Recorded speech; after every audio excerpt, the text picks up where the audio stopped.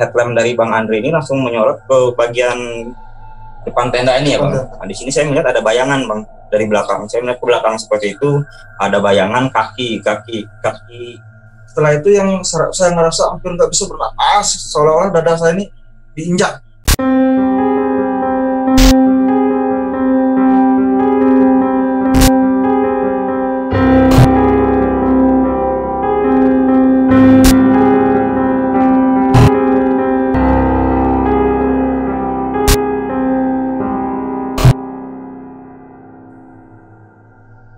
Assalamualaikum warahmatullahi wabarakatuh. Hai sahabat misteri, jumpa kembali bersama kami di channel yang mengisahkan berbagai kisah nyata, pengalaman gaib oleh narasumber yang mengalami kejadiannya. Ini dia, kisah nyata tanpa rekayasa.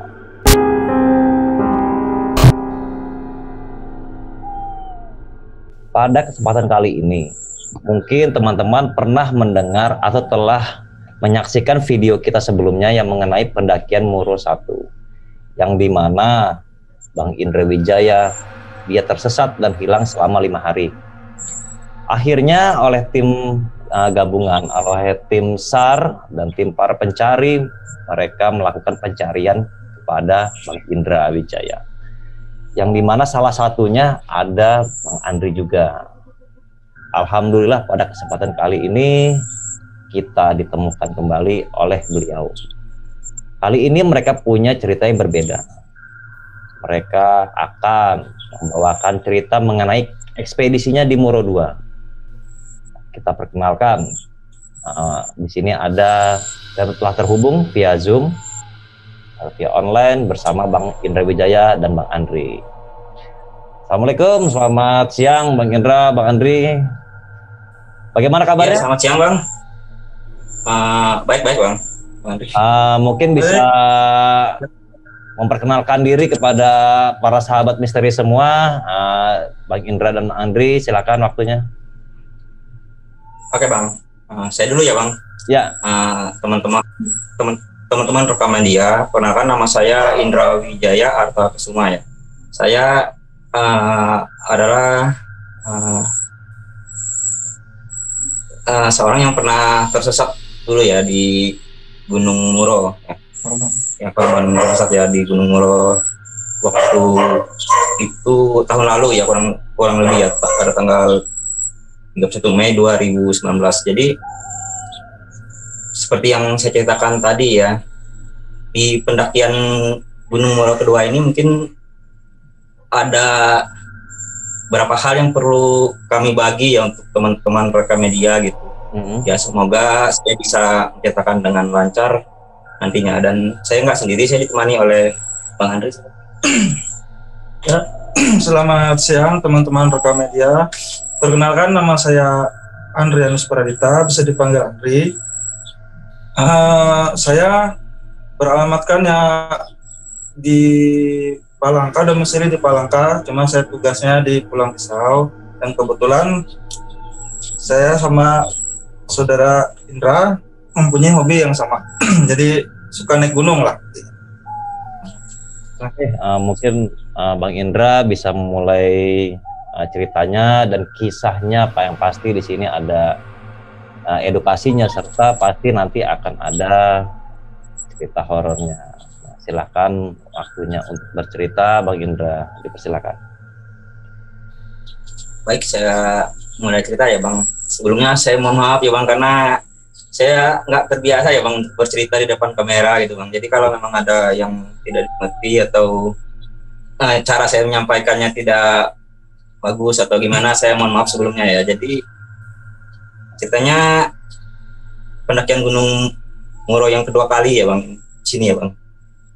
Ini cerita ini terlepas dari ada keterkaitan dengan pendakian di Gunung Muro 1. Tujuan saya sebenarnya bukan untuk mengalahkan gunung itu ya Bang, bukan untuk mengalahkan gunung itu ya Bang, karena saya kemarin kan sempat tujuan utama saya bukan untuk mengalahkan gunungnya, tapi benar-benar ingin berdamai. Berdamainya bukan berdamai dengan, jadi tepatnya bukan dengan kayak penghuni di situ ya Bang, bukan, tapi lebih ke berdamai dengan diri saya ya Bang, karena pasca kejadian itu yang sudah saya ceritakan di Gunung Moro 1 juga banyak masih yang mengganjal buat saya ya bang. Kurang puas bagi saya apabila saya tidak ke sana lagi, dan untuk ya memang untuk berdamai gitu bang, memang untuk berdamai dengan gunung itu, tapi tidak untuk berdamai dengan penghuninya gitu bang, penghuni di situ. Karena saya percaya ya bang, saya percaya bahwa dengan tidak mengganggu atau mengusik mereka itu adalah bentuk suatu penghormatan kita kepada mereka gitu bang, tanpa perlu mengagungkan mereka melebihi pencipta kita gitu bang. Itu saya memang benar-benar ingin menghilangkan rasa trauma aja gitu bang. Ya. Jadi saya akan mulai cerita. Pada saat itu sebenarnya saya berencana untuk balik ke Gunung Moro untuk melakukan pendakian ulang. Itu pada tepat setahun setelah kejadian bang, rencana saya gitu bang. Pada saat itu pada tanggal 31 Agustus saya berangkat duluan waktu itu, karena kebetulan saya kan freelance gitu bang, nggak terlalu disibukkan dengan rutinitas pekerjaan gitu bang, pekerjaan yang pada umumnya gitu. Jadi saya berangkat duluan tanggal 31 Agustus 2020. Singkat cerita saya tiba di Mongolia tanggal 31 Agustus. Kami berangkat dari rumah itu sekitar pukul 2 atau 3 lah kalau nggak salah. Siang. Siang. Kami naik sepeda motor makan siang. Ya. Kami sempat berhenti makan siang dulu, terus melapor ke orang tua bahwa kami akan naik gunung, dapat izin dari orang tua, kami lanjutkan. Jadi singkat cerita, saya dan Bang Andri tiba di kaki gunungnya sekitar jam 2 ya. Siang lebih tepatnya siang lah teman-teman. Jadi saya dan Bang Andri waktu itu kita menitipkan motor dulu. Ya, menitipkan motor dulu dengan karena di bawah kaki gunung itu ada beberapa warga, terus ada warung. Kami nitipkan kendaraan di situ, nitipkan helm, dan kami juga izin juga mau naik ke atas. Ya. Kita berdoa juga ya. Sebelum berangkat juga berdoa dari rumah. Jadi gini Bang,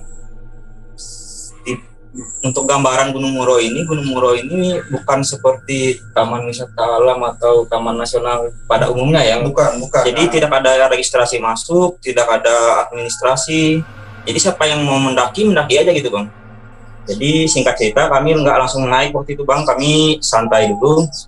Karena kebetulan perjalanan jauh juga ya Bang. Dari kota yang kurang lebih sama ya enteng ini kan bawa motor kan, enteng kulkas kan itu Bang. Jadi setelah itu kami santai dulu Bang Andri juga santai duduk betul ya Bang. Saya juga sempat mengunci arah matangin ya Bang, arah awal pendakian kami ya Bang waktu itu Bang. Karena walaupun setelah kejadian saya kemarin tersesat gitu Bang, jalur sudah dibikin ya Bang Andri ya, di tanda-tanda jalur gitu ya, tapi balik sebagian. Tapi balik lagi saya nggak mau berjudi gitu Bang. Saya tetap coba untuk meyakinkan gitu Bang. Sebenarnya untuk meyakinkan saya aja gitu Bang, dengan mengunci arah perjalanan kami itu, arah matangin perjalanan kami itu Bang. Setelah itu kita mulai nanjak ya Bang Andri. Kita mulai nanjak. Kebetulan waktu itu kan saya bawa pisau kecil, memang sengaja untuk sini mengikis pohon karena kebetulan kami nggak bawa tali untuk meninggalkan jejak supaya untuk jalur pulang. Nah, jadi saya buat tanda, saya kikis beberapa pohon, terus lanjut ke atas. Cuma nggak hampir setiap pohon yang saya kikis yang memang tidak ada jalur lah. Ada jalur bercabang. Yang bercabang aja. Soalnya kalau nggak dibuat tanda, takutnya salahnya harusnya pulangnya ke kanan, kami ambil kiri. Makanya saya buat tanda di situ. Nah terus setelah itu kami lanjut istirahat. Iya, jadi sampai 100 meter kita dari awal kita mulai tadi ya Bang, kami istirahat Bang, karena kebetulan saya nggak enak, perut saya nggak enak ya. Beberapa menit istirahat. Beberapa menit lebih dulu. Nah di situ saya ada ketinggalan untuk botol minuman saya ya. Botol minuman saya waktu itu botol minuman yang kita beli ya. Ya, botol minuman. Jadi itu ketinggalan Bang, jadi saya untuk pendakian saya nggak sampai puncak ya, nggak ada bekal gimana lagi ya, karena memang bekal di dalam bang, sulit gitu bang, karena itu bekal memang kita pakai di perjalanan ya bang Andri. Jadi cuman satu, kami ke puncak cuman sekali saya minta ya kalau saya minum. Jadi dan agak anehnya lah. Iya. Cuma ini nanti ceritanya di agak terakhir. Ketinggalannya air minum itu. Ya, patokan itu jadi patokan kita nanti. Setelah kami naik tebing, ketemulah gua macan sebutan orang masyarakat di situ, sempat beristirahat, minum, terus saya sempat foto-foto, dan saya juga sempat melihat ada pohon besar persis di depan gua itu. Dan seingat saya melihat pohon itu tidak ada tanda panah. Tanda jalur. Tanda jalur tidak ada sama sekali. Nah, setelah kami beristirahat, terus kami melanjutkan naik ke puncak. Naik ke puncak.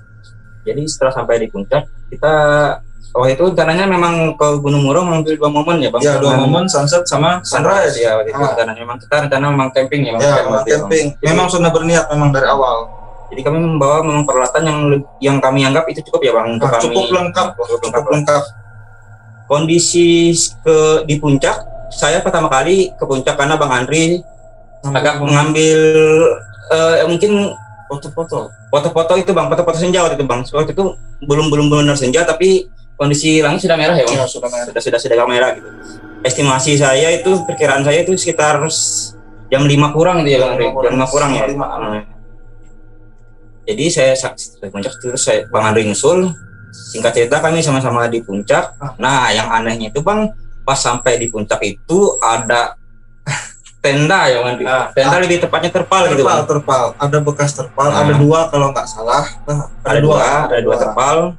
Terus ada sejenis parang. Yang tertinggal atau sengaja ditinggal kami tidak tahu. Iya. Kondisinya seperti ini bang, kondisi yang satu sudah terlipat rapi, di atasnya ada parang, yang satu lagi, jadi saya lanjutkan lagi, kondisi terpal tadi, yang satu sudah terlipat rapi, dan di atasnya ada parang, yang satunya itu kayak seolah-olah ditinggalkan, terburu-buru seperti itu bang, jadi kondisinya masih belum lepas sepenuhnya gitu bang, jadi belum terlepas sepenuhnya gitu bang, masih ada yang dalam kondisi terpasang gitu ya. Terpasang. Cuma kami nggak berpikir yang macam-macam. Kami anggaplah biasa gitu kan. Iya. Cuman saya agak pikir juga bang kemarin bang. Soalnya kalau kita di Kalimantan kan parang itu senjata paling utama bang.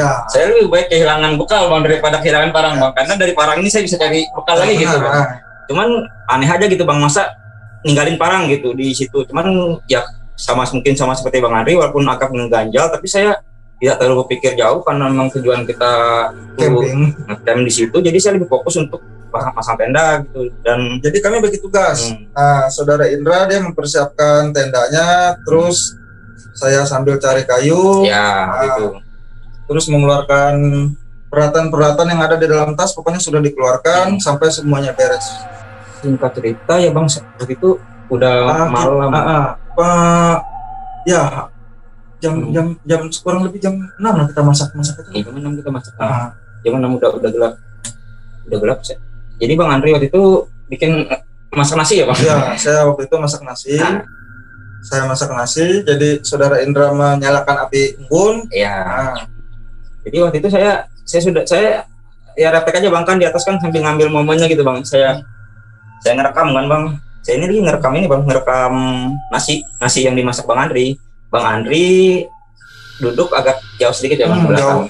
Tapi dia posisinya misalnya di sini tenda ya Bang. Bang Andri duduk di sini, saya di sananya gitu Bang. Di depannya gitu. Jadi Bang Andri di sini, tenda di sini. Nah, headlamp dari Bang Andri, kan itu kan malam Bang. Jadi headlamp dari Bang Andri ini lebih menyorot ke bagian sisi depan tenda ini Bang. Tendanya posisinya seperti ini bagian sampingnya.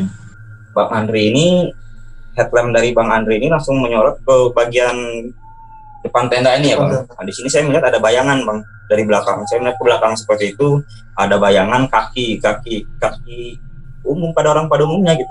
Saya tidak bisa mengatakan ini pasti juga ya Bang. Jadi itu bayangan daun atau bayangan bukan bayangan daun, bayangan batang atau apa. Tapi saya yakin saya nggak ada batang kayu di situ ya Bang. Nggak ada pohon sama sekali. Ya, jadi batu atau gimana. Cuman saya posisinya lebih ke orang berdiri menyamping seperti itu Bang.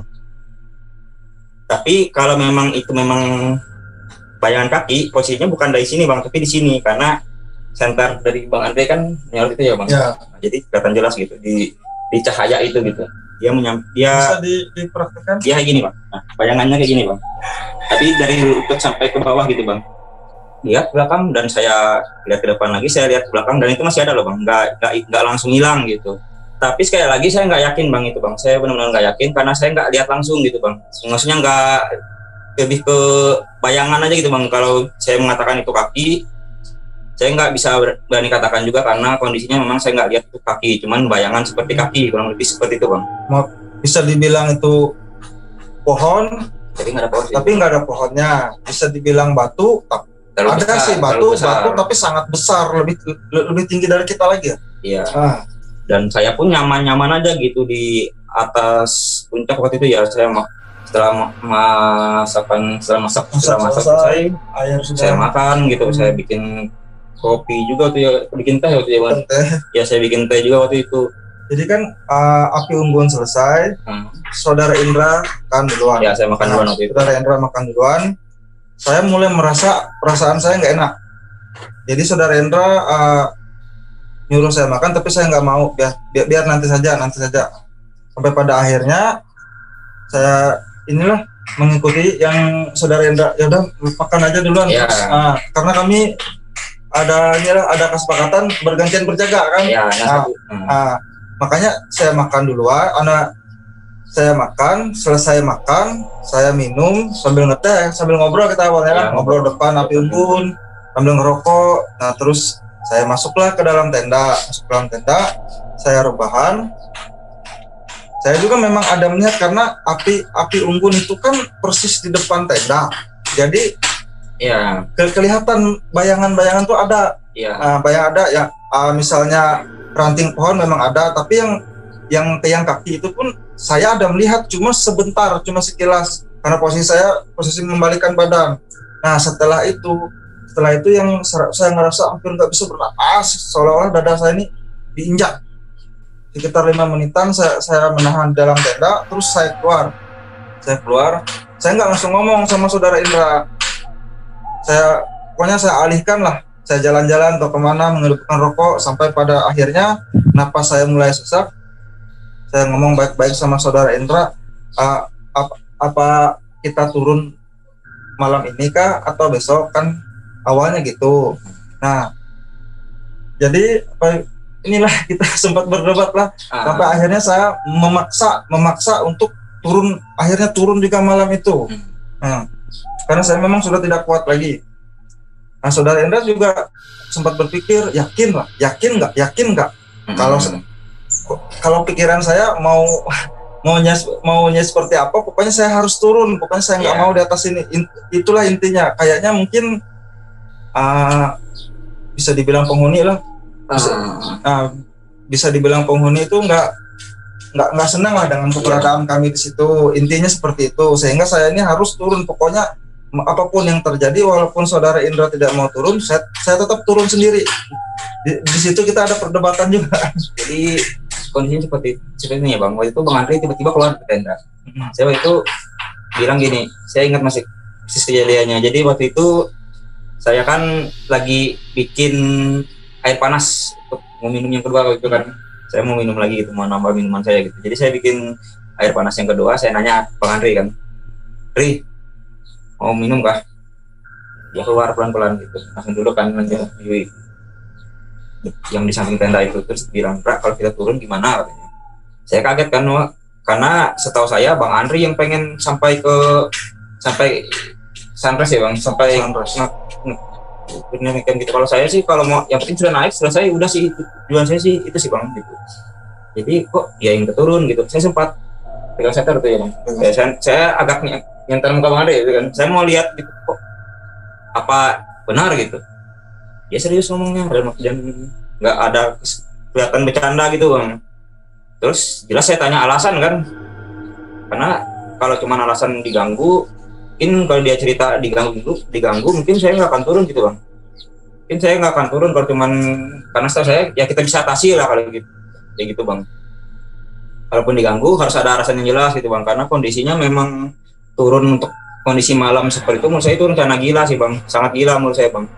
Karena Bang Andri sudah lihat kan gimana tebing-tebingnya waktu itu kan banyak tebing-tebing yang kita lewati gitu, dan view malam dan view yang benar-benar terang siang kan beda gitu Bang, karena kita cuma dibatasi oleh lampu cahaya gitu Bang. Jujur saya takut sih Bang kemarin Bang, takut Bang ketika harus memutuskan untuk turun. Cuman saya tidak ada pilihan lagi karena Bang Andri langsung dia nyerangnya kayak nyerang ke penyakit gitu Bang, ada sakit yang itu.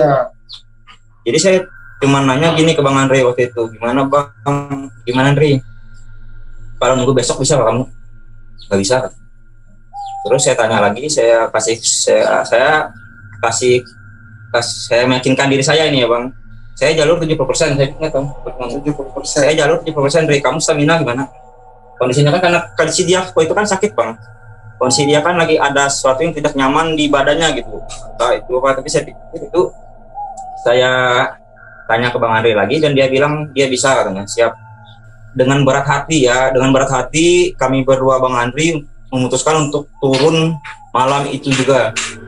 Kami memutuskan untuk turun malam itu juga. Waktu itu saya ingat sekali karena saya sempat lihat HP, yaitu pukul 22:12 pukul 22:12 kami turun, jam 10:12 malam. Jadi rencana kami benar-benar meleset ya Bang Andri. Dari rencana awal yang memang ingin ngecamp di situ dan turun di pagi hari gitu. Jadi itu menurut saya rencana gila ya, tapi kami nggak ada pilihan gitu Bang, karena ada pilihan lain. Karena kondisinya Bang Andri, kondisinya fisiknya memang ini Bang. Kalau mungkin gangguan yang kita lihat mungkin nggak masalah ya Bang. Masalah. Kalau sampai menyerang ke fisik. Nah, kondisinya saya juga bertanya ke Bang Andri, Bang gimana kalau besok masih bisa nggak sanggup kalau nunggu besok.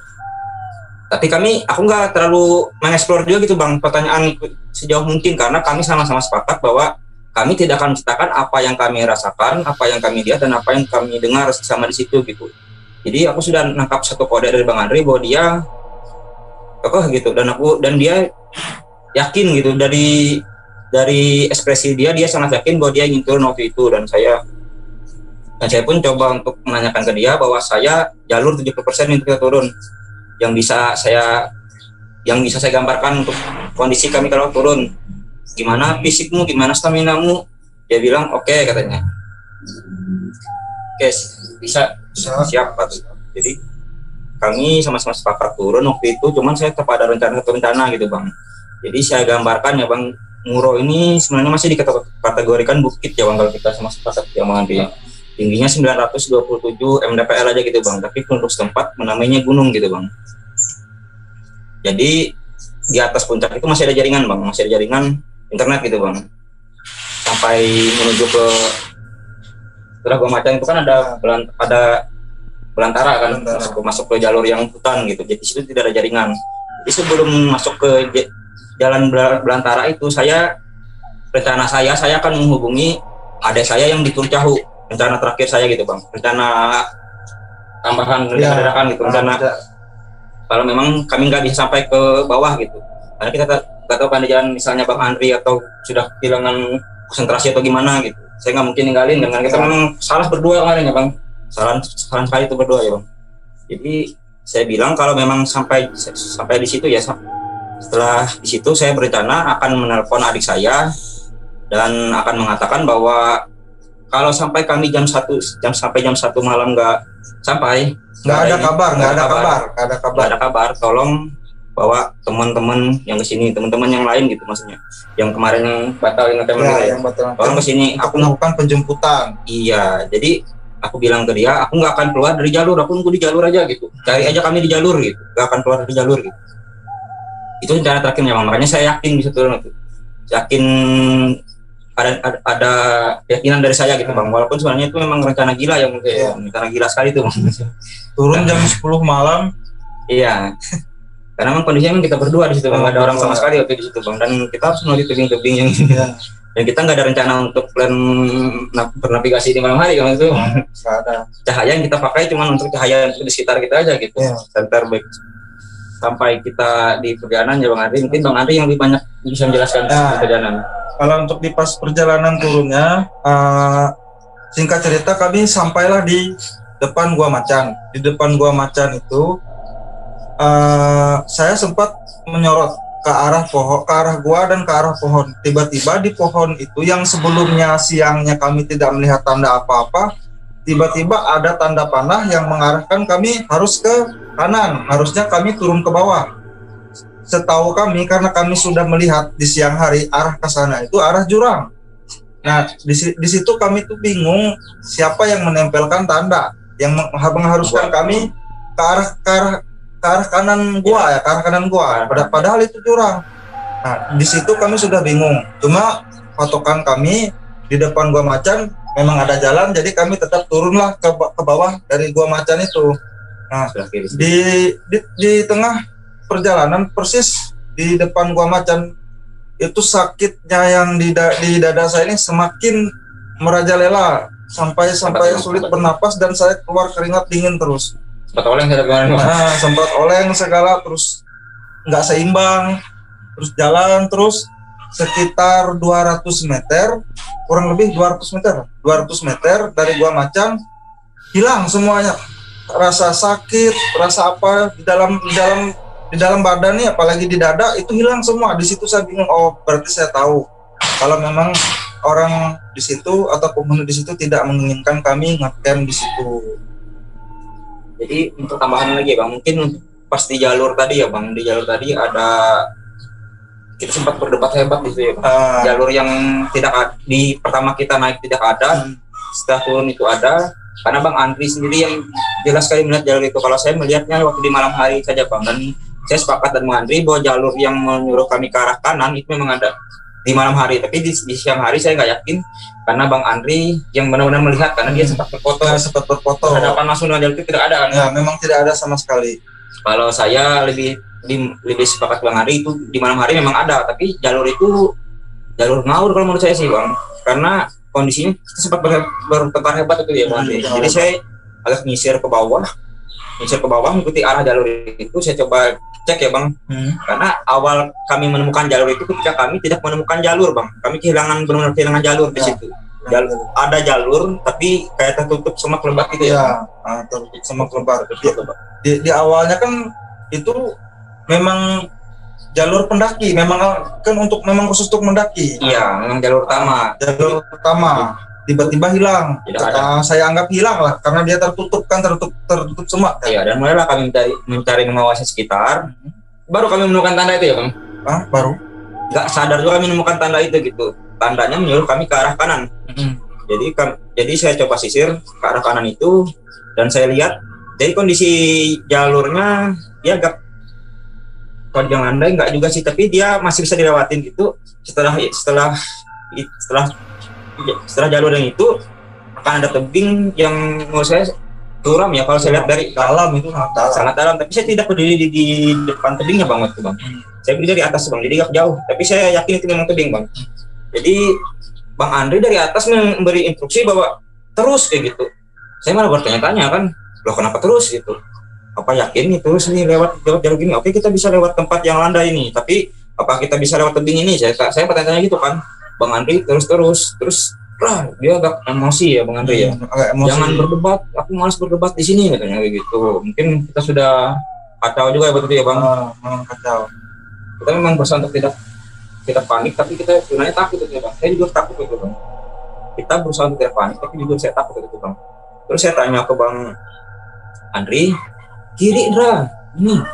Dan ternyata kita sama-sama sepakat gue di kiri ya Bang. Kiri, sepakat. Tapi saya nggak dengar Bang Andri bilang kiri. Saya cuma dengar dia terus gitu. Mungkin itu ada miskomunikasi di situ gitu. Maksud saya kiri terus. Iya, saya cuma dengar terus gitu. Masa iya sih kurang gitu. Akhirnya kita sama-sama sepakat untuk mencari kiri jalur, dan itu bukan jalur ya Bang. Kita agak terabas juga ya. Ujung-ujungnya terabas juga ya Bang. Jadi kami agak sebentar kiri dan kita melihat jalur ya Bang. Jalur yang tadi ya Bang. Ya, jalurnya yang awalnya hilang kok ada. Setelah kami turun ke bawah, kami memutuskan untuk balik lagi melihat ke atas apakah benar-benar jalur ini tidak ada, hilang atau seperti apa. Ternyata ada. Tidak ada semak. Jalan. Dari situ kami memutuskan untuk lebih cepat lagi turun ke bawah karena mulai sudah tidak beres. Iya. Jadi waktu itu jadi gambarannya gini ya Bang, kami sedikit 5 meteran ke kanan ke kiri ya Bang. Ke kanan. Ke kiri. kan Yang sebelah kanan. Oh iya benar. Jadi kita ke kiri kita kiri terus kita balik lagi ke jalur utama terus kita lihat ke belakang gini pas ketika di jalan kan jalur jalan ya memang jalur utama memang nggak ada semak kan, nggak ada semak jalan kan langsung nembak ke bawah macan terus belok kanan kan kalau jalur memang itu kan. Nah kalau terus belok ke kiri lagi kan menggunakan kalau ke kanan lagi kalau kita terus ke sana kan jurang dan itu yang ditunjukkan jalur tadi gitu Bang Andri. Jadi jalurnya memang ngawur sih yang tanda jalur itu kalau menurut saya sih Bang. Jadi singkat cerita kita sampai ya Bang di batas hutan ya Bang.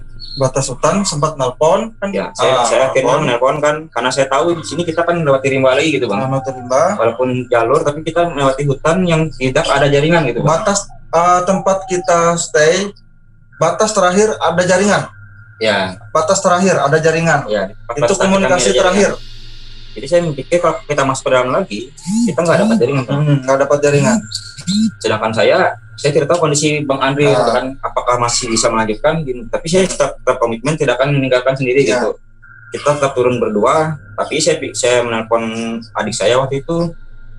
Saya kabarin dia bahwa kita terpaksa turun malam ini juga, nggak usah ditanya nanti bilang jaringan atau gimana kan Bang. Saya cuma minta tolong gini. Kalau sampai jam 1 malam, itu kalau nggak salah jam berapa Bang? Saya lupa 11-an ya. Jam 11.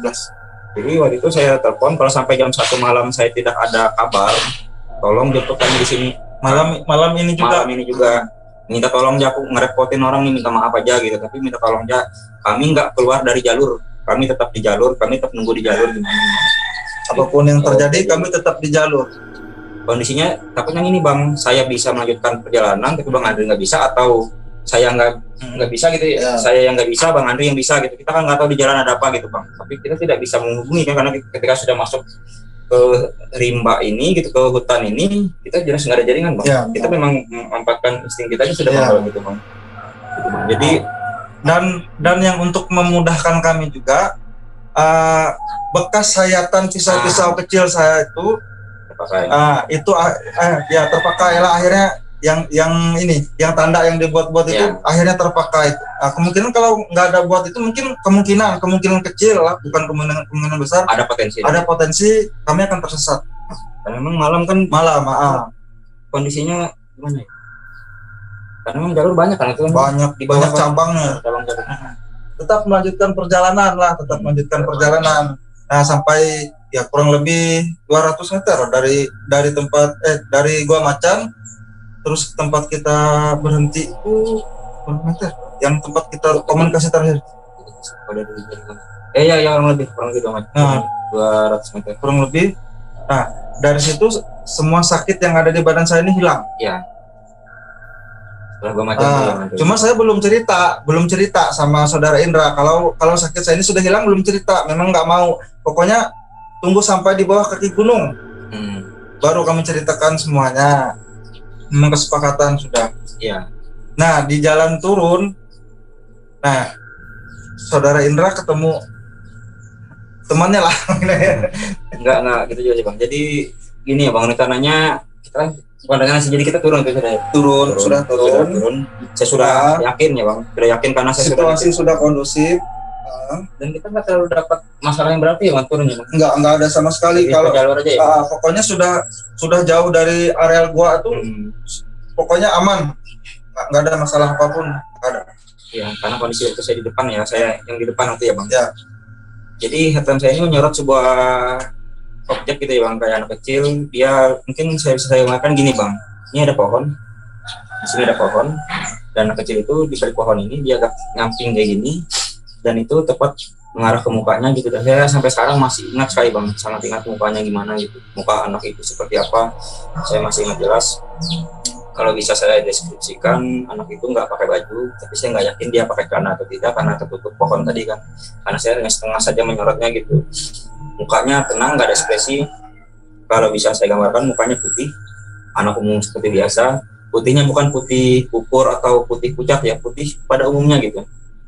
Dan dia anak normal seperti biasa sih Bang, ada rambutnya juga gitu. Dan dia nggak ada ekspresinya gitu, nggak ada ekspresi sama sekali. Setelah melihat anak itu saya kaget kan, astaga banget ini astaga kayak gitu kan. Ya. Saya ngomong kayak gitu kan. Setelah saya terkejut, dia langsung hilang gitu bang. Di sini saya yakin bahwa objek itu bukan manusia gitu bang. Saya yakin objek yang saya lihat itu bukan manusia gitu. Saudara Enda juga sempat ngasih pesan kalau lewat sini bilang permisi. Ya? Saya dua kali ngulang bang waktu itu, meyakinkan bang Andri, misi lewat sini saya bilang. Nanti dapatkan, mungkin agak lupa atau gimana, mungkin dalam hati ngomongnya gitu. Ya. Saya nggak yakin, sampai saya ulang lagi misi lewat situ. Sampai bang Andri bilang kan misi, baru saya yakin, baru kita lanjut lagi. Ya, baru kita lanjut lagi. Dan anehnya setelah ketemu anak itu, saya dari melihat botol minuman saya bang. Botol minuman saya tertinggal. Persis di belakang pohon. Di tempat anak itu muncul. Botol minuman yang tertinggal pada saat kami naik tadi bang. Dan itu sudah 100 meter ya bang dari kaki gunungnya bang, jalur itu ya bang. Ya kurang lebih. Karena kita istirahat di situ karena saya sakit waktu pertama tadi kan. Tapi setelah melihat anak itu saya jadi nyaman gitu bang, jadi tenang bang. Jadi jujur selama menuju gunung, saya takut sekali bang. Jujur saya lebih takut daripada saya mencari jalur di hari pertama waktu saya tersesat dulu. Karena ini kedua kalinya saya, walaupun sempat berpikir macam-macam, tapi saya tidak terlalu berpikir terlalu jauh. Tapi saya bohong kalau saya katakan saya tidak takut bang. Saya sangat takut waktu itu bang. Jujur saya sangat takut bang, karena kondisinya memang saya pikir itu memang bencana gila sih bang. Ya.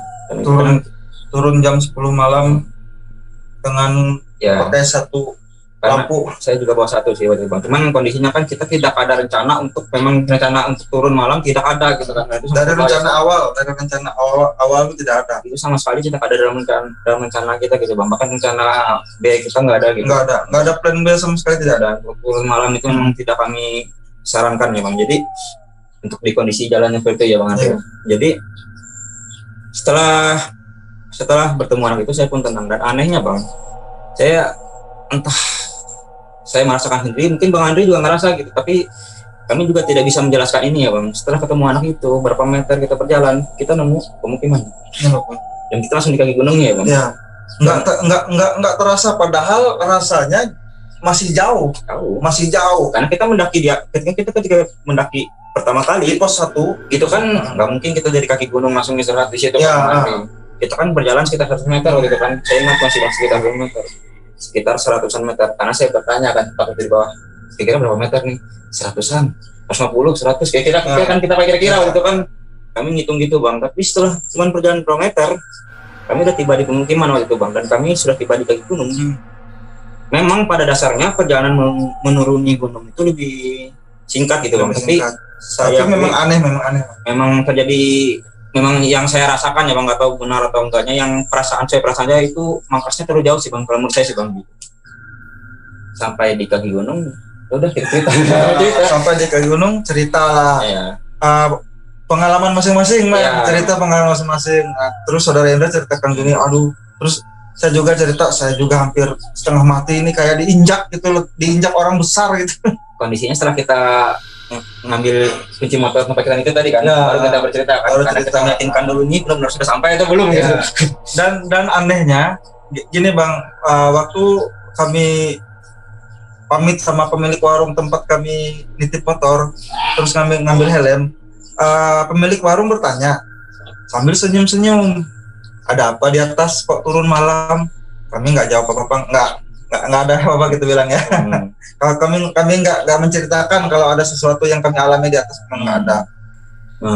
Dan ada sedikit cerita juga ya bang, katanya kalau anak kecil itu dari kita Bang Toto ini teman saya yang di Murung Raya ya bang, teman saya yang asli orang sana lah, yang tahu banyak tentang yang nggak jadi ikut yang kami ceritakan tadi, yang nggak jadi ikut ngecamp tadi. Dia katakan kalau anak kecil itu memang suka menyesatkan orang, dipercaya di situ gitu kan. Entah saya pikir dia terima niat damai saya atau gimana. Jadi saya lagi kalau mau cocok ilmu cocokologi ya bang. Jadi saya coba untuk cocokannya ya kurang lebih seperti itu sih bang. Tapi untuk lebih tepatnya saya nggak tahu sih bang. Apa maksud anak itu, yang pasti setelah anak itu datang, kita setelah ketemu anak itu gitu, ya langsung ketemu jalur, ya langsung ketemu di gunung gitu ya bang. Sebenarnya si Malakama, kalau saya bercerita ini bang, si Malakama sebenarnya. Jadi gini bang, sebenarnya ini dulu lah bang lah, ini dulu sebenarnya. Dulu memang waktu saya tugas di perusahaan, saya dibekali apa? Sejenis pengawal, dibilang pengawal enggak juga gitu. Saya dikasih botol, ada ya dikasih botol, ada minyak, itu buat menjaga saya di perusahaan. Karena waktu itu saya sempat beberapa kali ribut sama warga desa yang sempat beberapa kali mengepung saya. Yang namanya di perusahaan sawit kan kita tahu lah kehidupannya kayak jenis keras lah bang lah. Nah, jadi sempat beberapa kali ribut sama orang warga desa di tempat saya bekerja. Di situ saya dibekali, saya pulang ke Palangkaraya, saya dibekali minyak 1 botol.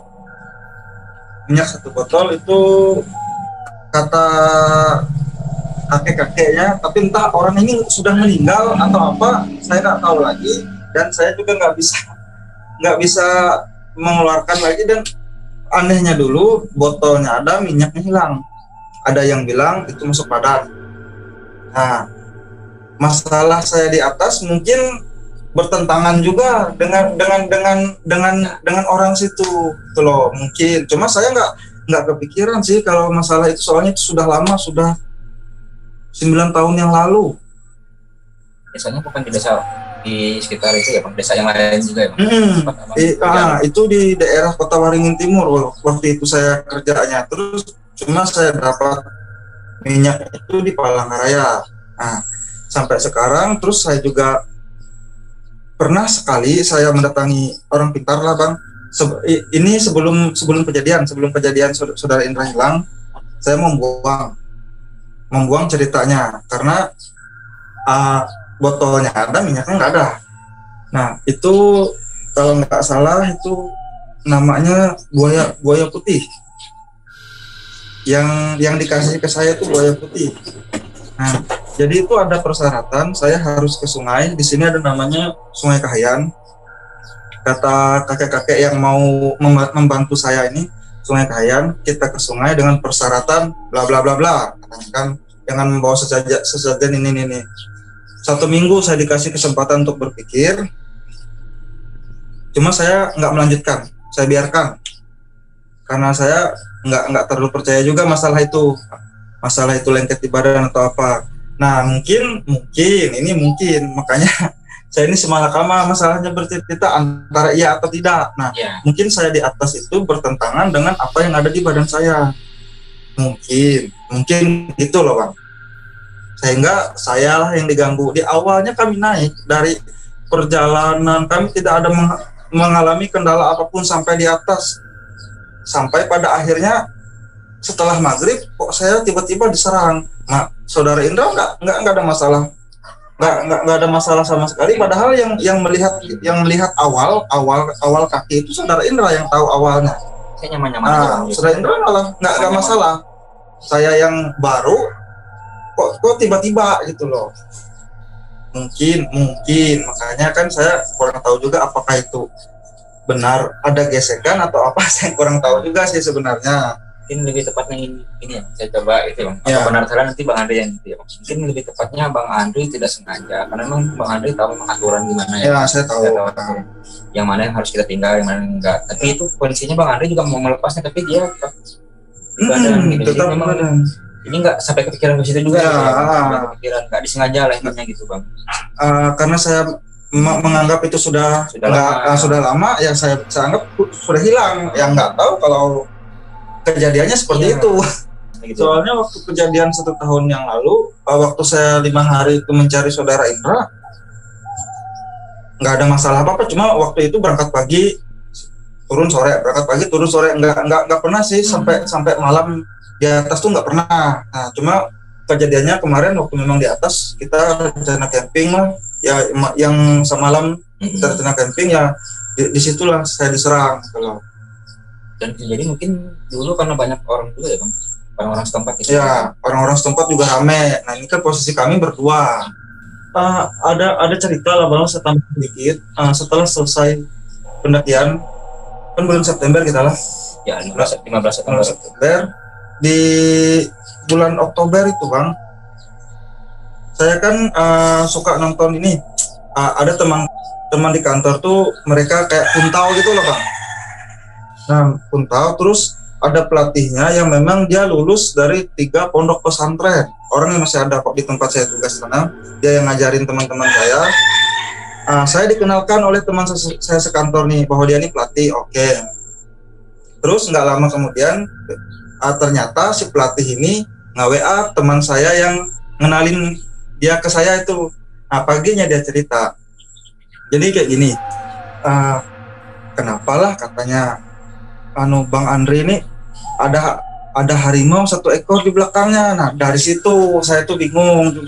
itu kejadian setelah naik dari Muro loh bang. Padahal makanya saya bingung, yang saya pernah simpan dulu itu buaya, kok tiba-tiba orang ini ngelihat dia harimau katanya.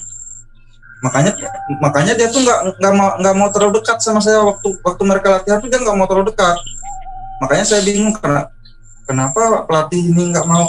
Soalnya juga dia bisa sedikit banyak bisa melihat sesuatu yang kasat mata, karena dia kan lulusan dari pesantren, saya lupa tuh ada tiga pondok dia lulus katanya. Nah dari situ bang, saya tuh bingung juga, apakah benar ada yang ngikutin kah dari atas gunung, itu saya nggak tahu. Di situ saya juga bertanya-tanya juga. Kalau saya pribadi sih ya bang, pesan dari saya bang untuk kemarin ya bang, kondisi saya bukan saya ingin menyombongkan diri ya bang, tapi lebih ke mungkin saya sendiri sudah biasa ya bang untuk ke hutan, trekking tempat-tempat seperti itu gitu. Kadang sendiri, kadang berdua juga, kadang rame-rame gitu, kadang rame-rame juga gitu bang. Dan ada banyak lah yang saya temui gitu, pengalaman gitu bang. Tapi balik pesan saya ya ke teman-teman rekan media ya, yang berbahaya adalah justru ketika kita sudah merasa jago gitu bang. Dan karena kami Bang Andri pun bukan orang yang baru ya bang, masalah trekking untuk berpetualang ke hutan gitu ya bang. Menurut saya kemarin pendakian kita berdua kemarin itu termasuk salah ya bang Andri, karena kita terlalu percaya diri berlebihan gitu bang. Kalau dari saya bang, untuk teman-teman rekan media dan yang lain-lain juga, seperti yang saudara Indra bilang benar, jangan terlalu percaya diri. Mentang-mentang sudah sering, sudah biasa, ya contohnya ya kayak saya kan memang sudah biasa, dan waktu sekolah pun saya sudah pernah mengikuti, jadi saya menganggap bahwa saya ini nggak masalah kali ini, apalagi yang sampai naik tebing kan, karena memang waktu itu kan di sekolah saya ikut SPALA kan, siswa pencinta alam. Jadi saya merasa ilmu saya sudah cukup, nggak masalah lah menurut saya. Kalau itu sih jangan, karena saya sudah mengalami, ternyata pada saat di prakteknya itu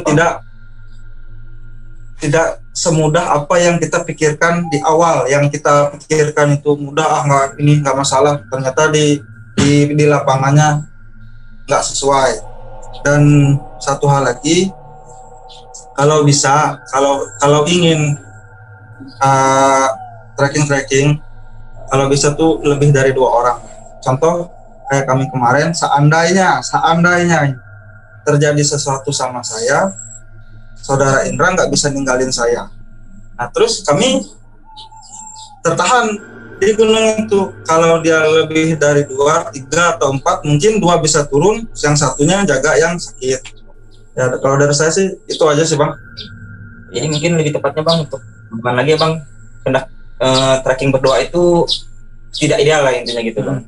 Dan kita mungkin misalnya kita di luar dari, mungkin ada yang lain-lainnya gitu. Ya, makasih Bang Indra, Bang Andri atas ceritanya di Gunung Moro 2. Semoga bisa bercerita lagi di lain kesempatan dengan kisah-kisah yang berbeda di bumi Kalimantan. Siap-siap Bang. Terima kasih Bang Indra, Bang Andri. Selamat siang, selamat sore, selamat malam, selamat pagi semuanya pokoknya. Ingat, pelajaran utama kita adalah pengalaman dari seorang guru yang bernama kenyataan. Terus saksikan Saksi Misteri agar kalian tetap terhubung bersama kami. Terima kasih dan salam kasat mata.